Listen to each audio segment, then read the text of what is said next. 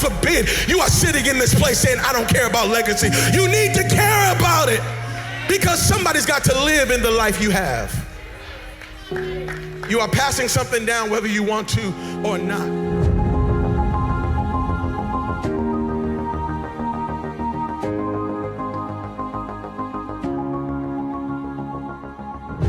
Welcome to the Mindset Mastery Podcast. I'm your host, Coach Sam Velasquez, and I'm so glad you are here today. Before we jump in and start talking about seasons, I just want to say thank you for listening and tuning in. And for those of you who have yet, hey, please leave a review. Let me know what it is you would like to maybe hear as a topic when it comes to mindset mastery. And we are always working kind of within those 4 pillars, right? Mindset mastery within your faith, your marriage, your family, or your business, because we all need to be continually refining and renewing our mind on a daily basis. But more importantly, again, thank you for being here. If it's your first time tuning in, welcome. I am so happy you are here. And we're going to be diving into seasons, and not the kind of seasons you may be thinking about, not necessarily the weather, right? We're not talking about summer or fall or winter or spring necessarily, but we're talking about seasons when it comes to the times and seasons within our life, right? The ever-changing seasons. And we're going to build on the truth of a passage that says, for everything there is a season, a time for every activity under heaven. And it's to remind us that each moment in life has its own purpose. And it's something I find incredibly powerful, incredibly challenging, and incredibly thought-provoking. And so when it comes to building mindset mastery in the aspect of life's ever-changing seasons, there are 2 important key factors I want to give us. But before we do, let me break it down because I want to give you kind of a visual. I want to stimulate your brain a little bit so you can kind of understand the weight of this, because this excerpt comes from a book in the Bible called Ecclesiastes. Don't try to spell it. Ecclesiastes 3. And it lays out these contrasting yet very interconnected moments we experience in life. And it says, for everything there is a season, a time for every purpose under heaven. And then it goes on to say a time to be born and a time to die. And we're going to kind of dissect a couple of these and give some contrast and comparison so we can understand what it is and how it is we want to go about these particular seasons of life. Right? It says there's a time to plant and a time to pluck what is planted. There's a time to kill and a time to heal. Not the kind of kill we might be thinking about, not the murderous kill. I don't think that's necessarily what it means in a direct form, but a time to break down and a time to build up, a time to weep and a time to laugh, a time to mourn, a time to dance, a time to cast away stones and a time to gather stones, a time to embrace and a time to refrain from embracing, or other versions say a time to embrace and a time to let go, a time to get and a time to lose, right? Or a time to gain or a time to lose, a time to keep and a time to cast away, a time to tear and a time to sow, a time to keep silent and a time to speak, a time to love and a time to hate, a time for war and a time for peace. I don't know about you, but that's a lot of seasons going on that we have to try to, grasp and understand. In each pair here, right? Born and die, plant and pluck, kill and heal, tear down, build up. It just reminds us that life is a balance of opposites. And I would even challenge the idea that to say balance gives us this picture maybe that we're trying to keep it even, right? Well, no, imagine a scale. Because when you are born, you're born and that scale's tipped into the born side of things. And when you die, that scale tips back the other way, right? So I don't think it means have this picture of balancing where you're trying to keep the perfect tension between being alive and not wanting to die, or planting seeds and deciding when to pluck them. No, it's just saying it's going to be heavily weighed one way or the other. It's going to be in the season of planting, or you're going to be in the season of plucking, right? You're going to be in the season of tearing down or building up. And if you're always trying to fight, whether you're tearing down or building up on that scale, you're really not doing either, right? We end up just fighting that, and because we don't like it. At least I don't sometimes. But it's just a moment, right, of silence to the times we need to speak, or the quiet of mourning, not like mourning day and night, but like to mourn, to grieve, to the exuberance of a dance. Every season brings its own lessons and opportunities. So what am I sharing today? It comes down to two particular mindsets that I want to help us think about and grow in and truly take into every season of life. And they are two different words. One is discernment, and the second is response. Discernment and response. Discernment is about truly recognizing like which season you are in, not only through what you feel, but by understanding what's actually unfolding around you. It means stopping to ask, is now the time to speak up or to hold back? Should I take time to build, or is it better to let go? Right. And here's another practical example, not just in the vein of the seasons that were listed, but even as a father. Here's a simple example, maybe not. But if I'm raising a 7-year-old, right, I'm in the season of 7-year-old. It would be not healthy for me to try to treat my 7-year-old son, in this case, like a 20-year-old. He's not in that season. That's not the season of life we're in. And so I need to recognize where we are at in that season of life when it comes to him being a young child and me being a parent, and how we navigate this season. I need discernment, and I need to make sure I'm responding healthily to him, and vice versa. But eventually that'll change. I also have a 15-year-old, right? Well, there are practical principles that align across the board. There are unique things to the season I am in with my 15-year-old that are different than that of my 7-year-old. And it's just the season we're in, right? There's a time for seasons, and we need to discern and be able to respond healthily, right? It's when we slow down enough, we can actually create some space to see the full picture. I like what Nathaniel Brandon wisely said. He said, the first step towards change is awareness. The second step is acceptance.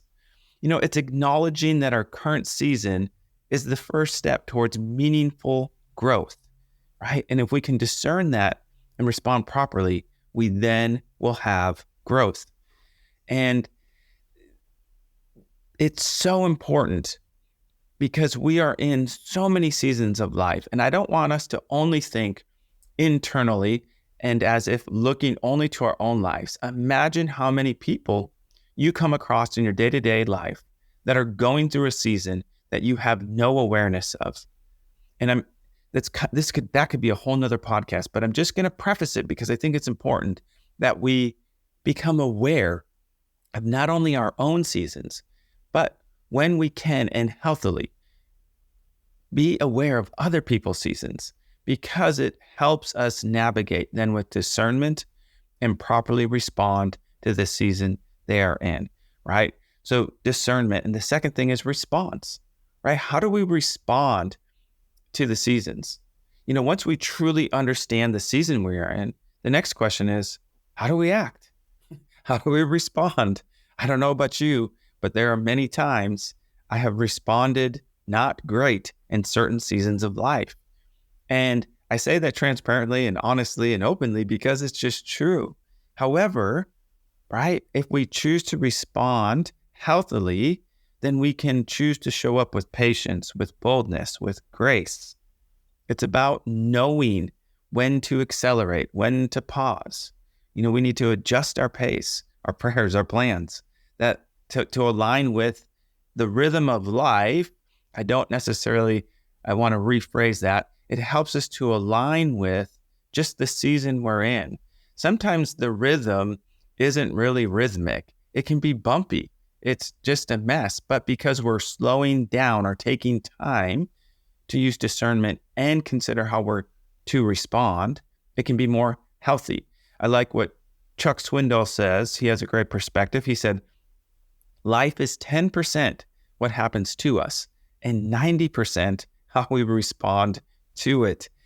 All too often, I don't know about you, but I think I have gotten that backwards, right? We are looking at life 90% and I'm responding 10%.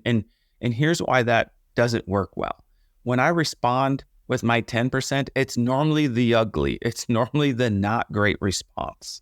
However, if I really think about what's going on and that life is always going to be happening, right? And what happens to us is it's out of my control most of the time. But what's most important is how we respond to it, is what he's saying. That response is what transforms even the toughest of challenges into a time where we can actually experience growth, right? How we respond, right? A better way to put it, transforms how we turned what would be a hard ground into a fertile soil so there can actually be growth. It doesn't mean it's easy. Don't get me wrong. I'm not saying it's easy. I am, however, saying that because there are so many seasons, and if we can take the time to discern and we can take the time to respond properly and healthily, we're going to see and have more growth. And seasons are inevitable. Whether you're laughing or grieving, right? Building or rebuilding, holding on or learning to let go, that can be a tough one. Think about what is something maybe big or small. It's not relative. It's your season. It's not measurable by someone else necessarily. It's why you need to get the discernment and the wisdom on how to respond to your own season. And God will give you that. But what is something maybe you're holding on to while at the same time having to learn to let go of? You have to trust that there's purpose in your season. You're not stuck. You're not behind. You're exactly where you need to be for your growth journey. And I don't know about you, but we all want to grow. We all want to, here's something to think about. I think we make it about getting out of the season way too much, instead of, while being in the season, asking God what it is He wants us to discern, how it is He wants us to respond, so then we can properly grow. So we can actually go into and come out of seasons and have actually grown. And instead of fighting going into certain seasons, and instead of fighting to try to get out of certain seasons, we need to embrace it, right? So, just as another example, I want to break this down a couple of times because there are some very intense seasons that maybe we can misinterpret too, because there's a time to kill and a time to heal. I don't think it means kill as in murder. It could just mean maybe we need to put to death, metaphorically, certain things in our life, so then we can then truly enter into a time of healing.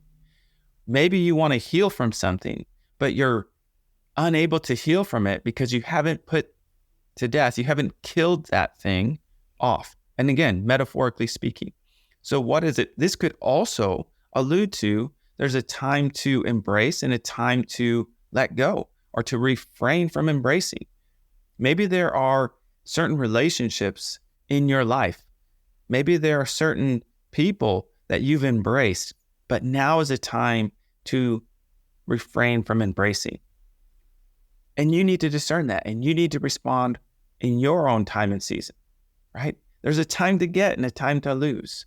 We see this as in practical things like the stock market. Not a great example, but however, it goes up and it goes down.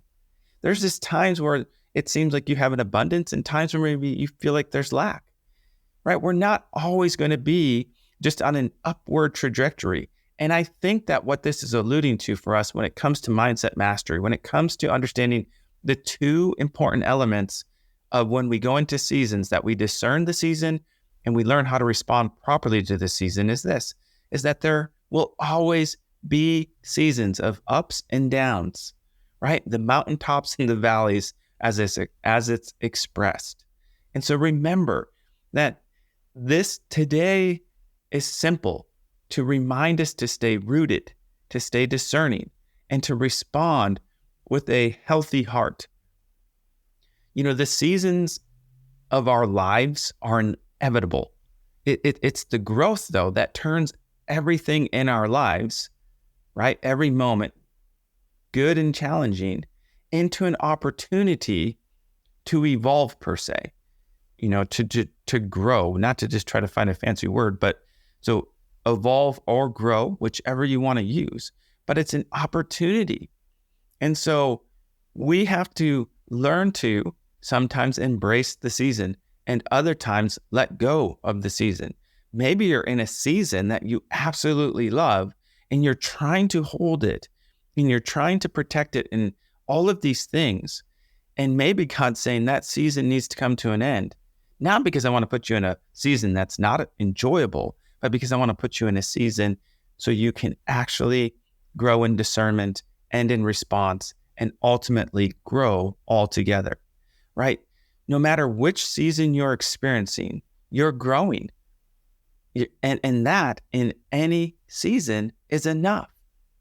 So don't get focused on just being in a good or a challenging season, but rather see every season as an opportunity to grow. And in the process of refining and constantly renewing our minds so we can build mindset mastery, we need to, in every season, learn to discern and respond so we can properly and healthily grow in your faith, in your marriage, in your family, in your business, whatever it may be. Seasons are inevitable. But the opportunity for us to choose discernment, response, and the desire to grow is up to us. And that is always going to be presented, whether the season, in your opinion, is good or challenging, desirable or undesirable. The opportunity is ours to discern, respond, and choose to grow in the midst of all life's seasons. And I think there are so many. And my last thing I'm going to leave us with is remember this as we personally ourselves are going through our own seasons and own times in life. And we're trying to navigate and discern and respond healthily so we can truly grow. My challenge to us is this: take time as well to consider the seasons that others are in that are around you and discern and respond so you can grow and help them grow as well. Hey, you guys, I appreciate you tuning in today. As always, I put together a free weekly email that just kind of helps lay the foundation for your week. That's just an encouragement. It's a positive, maybe provoking email sometimes to get us thinking in the right mode of thinking per se, because our weeks get full, our lives get full. And this is just simply a quick weekly email for you to open up and get your mind thinking in the right direction. If you want to sign up, if you haven't signed up for that free weekly email, it's your inbox every Monday. And if you are someone who is saying, you know what, I love the mindset stuff, I am ready, I want to take things in my life to the next level, I want to build this business, I am an entrepreneur, I want to grow. Listen, that's what I do. I help entrepreneurs increase income, increase impact, and increase influence at the same time. If that's something that you're looking to do and you're wanting a little bit of help, hey, I offer a free one-to-one coaching call. So sign up for that. The link is in the show notes below. And we will see you for the next episode of the Mindset Mastery Podcast. I'm your host, Coach Sam Velasquez, and we'll see you on the other side. Peace. God forbid you are sitting in this place saying, I don't care about legacy. You need to care about it because somebody's got to live in the life you have. You are passing something down whether you want to or not.